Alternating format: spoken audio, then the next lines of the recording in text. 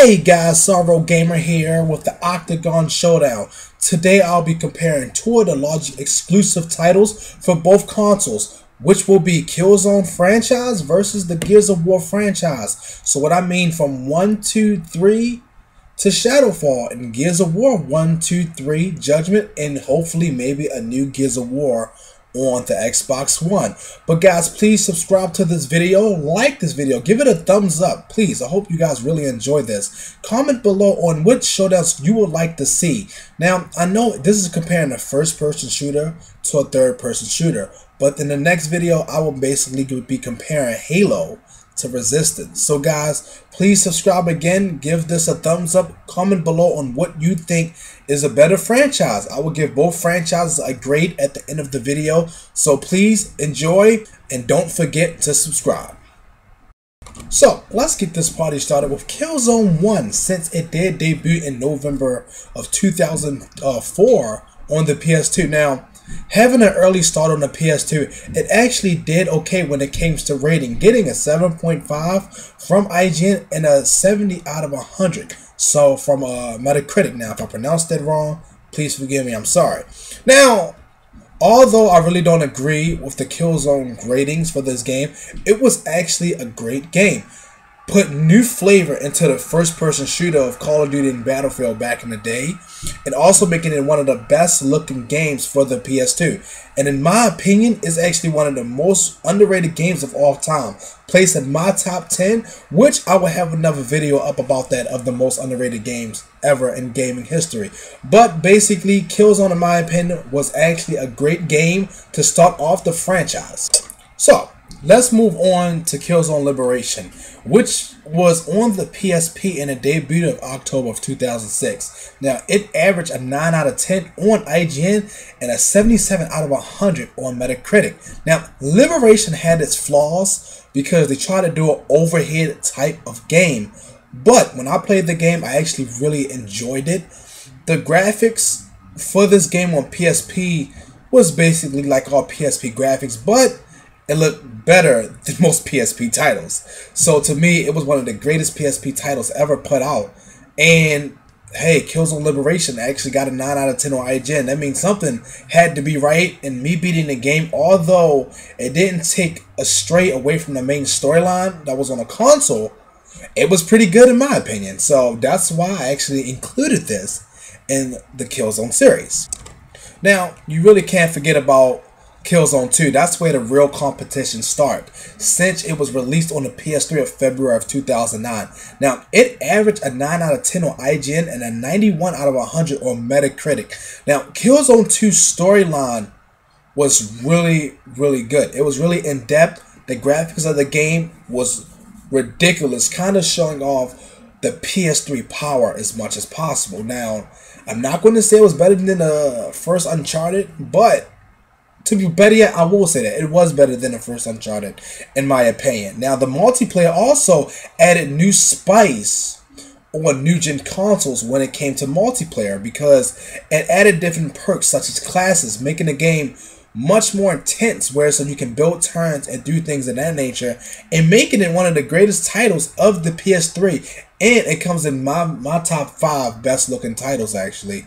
And it pushed forth for a more intense type of gameplay, how everything was played, and it was a bit gory for a first person shooter. But hey, Killzone 2 was one of the greatest titles ever to be on the PS3. Moving along, then you have Killzone 3. Now, that tried to follow the path of Killzone 2, but it got an 8.5 from IGN and an 84 from Metacritic. Now, the storyline was better than Killzone 2, I will say that, but the multiplayer to me seemed like something really overly recycled. And when I say that, yes, I know Call of Duty has been recycled countless of times, but Call of Duty 4 to Modern Warfare 2, there was a shift. But you didn't feel no shift between Modern Warfare 2 and Modern Warfare 3 or World at... Well, you say the shift between World at War Blackouts, but you get what I'm saying. So, I think they added... Well, actually, they did add mechs. I think they tried to make the game better. And when you was in your mech, it basically, you know, changed it up a little bit. But I don't think it was better than Killzone 2, because I guess Killzone 2 built up so much hype around it. And to me, Killzone 3 was good. Not as great as it should have been, but I will say the graphics in the game looked better. It looked like it had a sharper picture with fewer frame drops. But to me, I have to say Killzone 3 wasn't better than Killzone 2. But it was another great game on the PS3. Now, dropping down to SHADOWFALL, which we do not have a release date yet, but it is a PS4 launch title. I have to say, so far what I've seen, that is a great looking game. It looked like the graphics stepped up a little bit, not a big leap, but hey, we really couldn't see no in-depth gameplay, and I haven't seen that face to face probably until August if they showed some at the GameStop convention, in which I hope they do. But I think they're going to put the multiplayer mechs back in the game, and I hope they show some multiplayer footage of the game. So basically, guys, the Killzone series put a higher standard on first-person shooters, making it more of a tense multiplayer within 2 and 3. Even on PS2, the storyline was pretty good, in which I would actually give the series a 92% overall because an outstanding storyline, a great multiplayer, great weapons, great little perks they had. How they switched it between PS2 to PSP to PS3, they made that flow really well, and it makes me feel like first-person shooters should be played like that and not all fast-paced. Now, let's get straight into Gears of War. So, starting right up on Gears of War with Gears of War 1, I have to say the Gears of War franchise was on PC and 360. It was a console exclusive, but technically it's not exclusive, if you get what I'm saying. And it was on no portable devices unless you count a laptop as a portable device. But hey, let's jump right into it right now. Gears of War debuted in November of 2006, averaging a 9.4 on IGN and a 94 on Metacritic. Now, Gears of War combined the action-like camera, which I thought was awesome when a person was running, which made you look at third-person shooters completely different. It made the game more intense. It was really bloody and gory. It was really graphic, and it had a dramatic storyline right behind it, and the multiplayer was even better.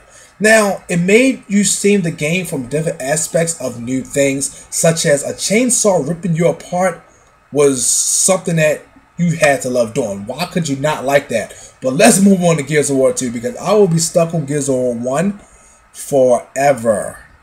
Now, dropping down to Gears of War 2, which got a 9.5 from IGN and a 93 from Metacritic. It came out in February of 2008. It pushed new weapons.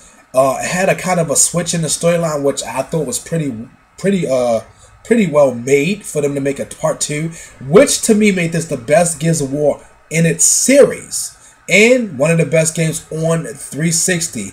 In my opinion, it was better than Gears of War 1. You know, muscular people and big chainsaws are the funniest things to see. It's crazy how these guys was that big running that fast. But adding new monsters, adding new villains, putting a different multiplayer switch into it made it kinda one of the best games. And I have to say, I loved it. It was nothing. I had not one flaw with Gears of War 2. I have to say, not one. I think it should have got a 10. Now, moving along to Gears of War 3, which got a 9 from IGN and a 91 from Metacritic. Now, to me, this was one of the worst Gears of Wars besides Judgment ever put out. And don't get me wrong, it was good. It wasn't terrible. It was good. But I understand what they tried to do. But I will have to say this is one of the most best storylines I have ever played. You know, the twist of the storyline, how Dom died and everything was kind of crazy. It was crazy. But the multiplayer came with kind of a standstill because it was somewhat starting to get too recycled as well. And I guess I'm a person that likes replay value, so if I keep playing something that feels the same, it's I'm not a big Call of Duty fan no more either, but hey. But you turn around, they did add customizations to it, which made the game somewhat, fun. But it seems like they had more of the same weapons. They tried to throw more old stuff in with a new game. So to me, 2 was the best. Gears of War 3 should have got an 8.5, but it was still good, just with reduced replay value. Now, we have no confirmation if there will be a Gears of War for the Xbox One, because one of my favorite characters was Dom, and I can't imagine playing a game without Dom and that's why to me Judgment wasn't all that. Now, Judgment was a pretty good game, adding the fact that you can basically toss frags without swinging them, and make it a prequel. But to me, it was a failure more than a success. So, and it, you know, I really wasn't in tune with Judgment too much. But guys, you know, I really think they're going to release a Gears of War for Xbox One. I really do. And I can't wait to see the trailers on it. But to me, the Gears of War series added new taste to third-person shooters. They added a new feel or way they should be played. They had a great storyline throughout the whole series, except Judgment. So to me, I will be giving the Gears of War series a 95%, which put it 2% over Killzone, just because certain aspects of Gears of War made it better than Killzone, and I overall like Gears of War storyline better than Killzone as well. They had both great multiplayers though, but I really like Killzone multiplayer a little bit better than Gears of War, although Gears of War was more graphic. So all of them are good for replay value, and I believe if you haven't played these games before, go out and buy them. Hey, how can you not play these games? Seriously. Please subscribe to my channel. Please give this video a thumbs up. Keep on the lookout for more Octagon series. And, you know, I will have a whole bunch of more versus videos coming up, in which I will try to do Halo versus Resistance or Forza versus Gran Turismo. I'm stuck on which one I should do next. But comment below on what you think and what you think you should see next. Besides that, peace.